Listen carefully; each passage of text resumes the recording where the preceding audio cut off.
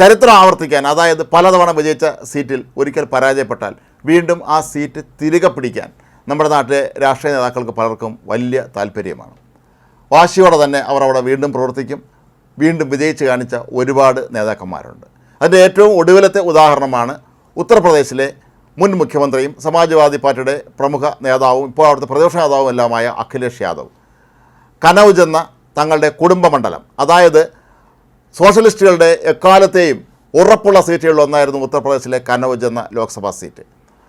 ഇന്ത്യയിലെ സോഷ്യലിസ്റ്റുകളുടെ ഏറ്റവും പ്രധാനപ്പെട്ട നേതാവായ റാം മനോഹർ ലോഹ്യ തന്നെ ഇവിടെ നിന്ന് മത്സരിച്ച് വിജയിച്ചിട്ടുണ്ട്. പിന്നീട് അഖിലേഷ് യാദവിൻ്റെ പിതാവും സമാജ്വാദി പാർട്ടി നേതാവുമൊക്കെയായ മുലായം സിംഗ് യാദവും പലവട്ടം ഇവിടെ നിന്ന് വിജയിച്ചിട്ടുണ്ട്. 2000 ആണ്ടിൽ നടന്ന ഒരു ഉപതെരഞ്ഞെടുപ്പിലൂടെയാണ് അഖിലേഷ് യാദവ് ലോക്സഭയിലേക്ക് കനൗജിൽ നിന്ന് എത്തിയത്.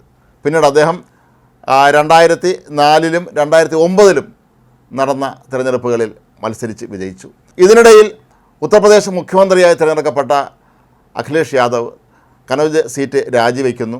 പകരം തൻ്റെ ഭാര്യയായ ഡിംപിൾ യാദവിനെ അവിടെ മത്സരിപ്പിക്കുന്നു. അവർ വിജയിക്കുന്നു. 2014-ലും ഡിംപിൾ യാദവ് വലിയ ഭൂരിപക്ഷത്തിൽ തന്നെയാണ് അവിടെ വിജയിച്ചത്. എന്നാൽ കഴിഞ്ഞ ലോക്സഭാ തെരഞ്ഞെടുപ്പിൽ, അതായത് 2019-ൽ കനൗജ് മണ്ഡലത്തിൽ ഡിംപിൾ യാദവിന് കനത്ത തിരിച്ചടി നേരിടേണ്ടി വന്നു. 10,000-ലധികം വോട്ടുകൾക്കാണ് അവർ അവിടെ പരാജയപ്പെട്ടതെങ്കിൽ പോലും പരാജയം തന്നെയാണ്. കഴിഞ്ഞ തവണ പരാജയപ്പെട്ട തങ്ങളുടെ പരമ്പരാഗത സീറ്റിൽ മത്സരിക്കാൻ തന്നെയാണ് ഇപ്പോൾ അഖിലേഷ് യാദവ് തയ്യാറായിരിക്കുന്നത്. അദ്ദേഹം നാമനിർദ്ദേശ പത്രിക സമർപ്പിച്ചും കഴിഞ്ഞു.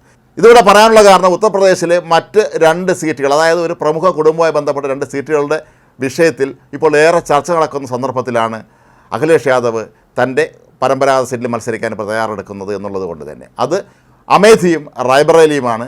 നെഹ്റു കുടുംബത്തെ എക്കാലത്തെയും സംരക്ഷിച്ചിട്ടുള്ള വളരെ അപൂർവമായി മാത്രം പരാജയം ഏറ്റുവാങ്ങിയിട്ടുള്ള 2 സീറ്റുകളാണ് അമേഠിയും റായ്ബറേലിയും. ഇന്ദിരാഗാന്ധിയുടെ ഭർത്താവായിരുന്ന ഫിറോസ് ഗാന്ധിയും ഇന്ദിരാഗാന്ധിയും ഒക്കെ റായ്ബറേലി പലതവണ വിജയിച്ചിട്ടുണ്ട്.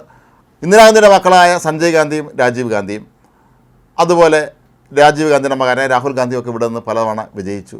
കഴിഞ്ഞ ലോക്സഭാ തെരഞ്ഞെടുപ്പിലാണ് രാഹുൽ ഗാന്ധി കേരളത്തിലെ വയനാട്ടിലും അമേഠിയിലും ഒരുമിച്ച് മത്സരിച്ചത്. അമേഠിയിൽ രാഹുൽ ഗാന്ധി പരാജയപ്പെടുകയായിരുന്നു. ഇക്കുറി നെഹ്റു കുടുംബത്തിലെ ആരെങ്കിലും റായ്ബറേലിയിലോ അമേഠിയിലോ മത്സരിക്കുമോ എന്ന ചോദ്യം ഇപ്പോൾ പലവട്ടം ഉയരുന്നുണ്ട്. നെഹ്റു കുടുംബത്തിലെ ആരും തന്നെ ഇക്കാര്യത്തിൽ മറുപടി പറഞ്ഞിട്ടില്ല. രാഹുൽ ഗാന്ധി ഒരുപക്ഷെ കേരളത്തിലെ തെരഞ്ഞെടുപ്പ് കഴിഞ്ഞതിന് ശേഷം അവിടെ മത്സരിക്കുമെന്നൊക്കെ മാധ്യമങ്ങൾ പറയുന്നു എന്നുള്ളതല്ലാതെ അക്കാര്യത്തിൽ യാതൊരു സ്ഥിരീകരണവും ഇന്നും AICC നേതൃത്വം നടത്തിയിട്ടില്ല. നേരത്തെയൊക്കെ മുമ്പൊക്കെ ലോക്സഭാ തെരഞ്ഞെടുപ്പ് പ്രഖ്യാപിച്ച് കോൺഗ്രസിൻ്റെ സ്ഥാനാർത്ഥി പട്ടിക പുറത്തു വരുമ്പോൾ ആദ്യ പട്ടികയിൽ തന്നെ ഉണ്ടായിരിക്കുമായിരുന്ന പേരുകൾ റായ്ബറേലിയിലെയും അമേഠിയിലെയും സ്ഥാനാർത്ഥികളുടേതാണ്. അത് നെഹ്റു കുടുംബത്തിലെ അംഗങ്ങൾ തന്നെയായിരിക്കുകയും ചെയ്യും. എന്തുകൊണ്ടാണ് അഖിലേഷ് യാദവ് കാട്ടിയ ധൈര്യം അവിടെ നെഹ്റു കുടുംബത്തിലെ അംഗങ്ങൾ കാട്ടാത്തത് എന്നാണ് ഏറ്റവും പ്രസക്തമായ ചോദ്യം. അമേഠിയിൽ വേണമെങ്കിൽ രാഹുൽ ഗാന്ധിക്ക് ഒന്നുകൂടെ മത്സരിക്കാം. കഴിഞ്ഞ അദ്ദേഹം പരാജയപ്പെട്ടു എന്ന് കരുതി അദ്ദേഹത്തിന് മത്സരിക്കുന്നതിന് കുഴപ്പമൊന്നുമില്ല, വേണമെങ്കിൽ ഒന്നുകൂടെ മത്സരിച്ച് നോക്കാം. പക്ഷേ അതിന് തയ്യാറാകുന്നില്ല എന്ന് മാത്രമല്ല, പ്രിയങ്ക ഗാന്ധിയും ഇപ്പോൾ എവിടെ മത്സരിക്കും എന്നുള്ളൊരു ആശയക്കുഴപ്പത്തിലാണ് എന്ന് പറയപ്പെടുന്നുണ്ട്. പ്രിയങ്ക ഗാന്ധിയുടെ ഭർത്താവ് റോബർട്ട് വാദ്ര അമേഠി മത്സരിക്കാൻ തയ്യാറാണെന്നൊക്കെ വാർത്തകൾ പുറത്തു വരുന്നു. അദ്ദേഹം തന്നെ ചില സൂചനകൾ നൽകിയിരുന്നു. പക്ഷേ ആരും തന്നെ ഇക്കാര്യത്തിൽ ഒരുപക്ഷെ രാഹുൽ ഗാന്ധി റായ്ബറേലിയിലും പ്രിയങ്ക ഗാന്ധി അമേഠിയിൽ മത്സരിക്കാനുള്ള സാധ്യത ഉണ്ടെന്ന് പറയുന്നത് സംബന്ധിച്ച് തർക്കങ്ങളുണ്ടെന്ന് പറയുന്നു. ഏതായാലും അതിനെക്കുറിച്ച് നമുക്ക് യാതൊരു ഉറപ്പുമില്ല. ഏതായാലും അഖിലേഷ് യാദവ് രണ്ടും കൽപ്പിച്ച് തന്നെയാണ് മത്സരരംഗത്ത് ഇറങ്ങിയിട്ടുള്ളത്. ഇന്ത്യ മുന്നണിയിലെ ഏറ്റവും പ്രധാനപ്പെട്ട രാഷ്ട്രീയ കക്ഷി എന്ന് പറയുന്നത് കോൺഗ്രസ് ആണെങ്കിൽ പോലും കോൺഗ്രസിനും പല സംസ്ഥാനങ്ങളിലും അവിടുത്തെ പ്രാദേശിക പാർട്ടികളുടെ കൂടി സഹായം ഉണ്ടെങ്കിൽ മാത്രമേ വിജയിക്കാൻ കഴിയുകയുള്ളൂ എന്നുള്ളതാണ് അവസ്ഥ. ഉത്തർപ്രദേശിലും അത് തന്നെയാണ്. അവിടുത്തെ 80 സീറ്റിൽ ഏതാണ്ട് 63 സീറ്റുകൾ മത്സരിക്കുന്നത് സമാജ്വാദി പാർട്ടിയാണ്. മറ്റ് സീറ്റുകളിലാണ് കോൺഗ്രസ് മത്സരിക്കുന്നത്. അപ്പോൾ ഇപ്പോൾ ശരിക്കും കോൺഗ്രസ് പല സംസ്ഥാനങ്ങളിൽ ഈ പ്രാദേശിക പാർട്ടികളുടെ കൂടി കാരുണ്യത്തിൽ കഴിയേണ്ട ഒരവസ്ഥയാണ്. സമാജ്വാദി പാർട്ടിയുടെ ശക്തമായ പിന്തുണ ഉണ്ടായിട്ട് പോലും ഇവർക്കാർക്കും ഈ 2 മണ്ഡലങ്ങളും മത്സരിക്കാൻ എന്തുകൊണ്ട് ധൈര്യം വരുന്നില്ല എന്നുള്ളത് ഇവിടെ പ്രസക്തമായ ചോദ്യമാണ്. അഖിലേഷ് യാദവിനെ സംബന്ധിച്ച് ഇന്ന് ദേശീയ തലത്തിൽ ഒരുപക്ഷെ നാളെ ഇന്ത്യ മുന്നണിക്ക് അധികാരം ലഭിക്കുകയാണെങ്കിൽ കേന്ദ്ര സർക്കാരിലെ വളരെ പ്രധാനപ്പെട്ട ഏതെങ്കിലും പദവികൾ ലഭിക്കുക അഖിലേഷ് യാദവിന് അത്ര ബുദ്ധിമുട്ടുള്ളൊരു കാര്യമല്ല. ഒരുപക്ഷെ ആ ഒരു ധൈര്യത്തെ കൊണ്ട് തന്നെ ആയിരിക്കാം അവർ അതിനുവേണ്ടി മത്സരിക്കാൻ ഇറങ്ങിയിട്ടുള്ളത്. ഈ ഒരു സാഹചര്യത്തിൽ രാഹുൽ ഗാന്ധിയും പ്രിയങ്ക ഗാന്ധിയും ഒക്കെ തന്നെ അഖിലേഷ് യാദവ് കാട്ടിയ ധൈര്യം ഒന്ന് മനസ്സിലാക്കണം.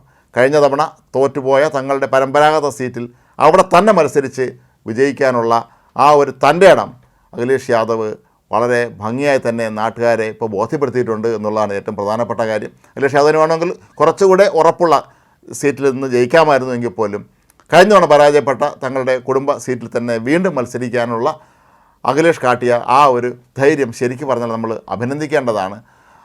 ഈ ഒരു സന്ദർഭത്തിൽ കോൺഗ്രസ് ഇപ്പോഴും നിശബ്ദത തുടരുകയാണ് എന്നുള്ളതാണ് മറ്റൊരു പ്രധാനപ്പെട്ട കാര്യം. കോൺഗ്രസ് എന്ന ഇന്ത്യയിലെ ഏറ്റവും തലമുതിർന്ന രാഷ്ട്രീയ പ്രസ്ഥാനത്തിൻ്റെ ഒരു ദുരവസ്ഥയാണ് ഇത് സൂചിപ്പിക്കുന്നത്. ഒരു പ്രാദേശിക പാർട്ടിയുടെ നേതാവായ അഖിലേഷ് യാദവ് കാട്ടിയ ധൈര്യം എന്തുകൊണ്ട് ഇന്ത്യയിലെ ഏറ്റവും പ്രധാനപ്പെട്ട ഒരു ദേശീയ പാർട്ടിയുടെ നേതാക്കൾ കാട്ടുന്നില്ല എന്നുള്ളതാണ് ഇവിടെ പ്രസക്തമായ ചോദ്യം.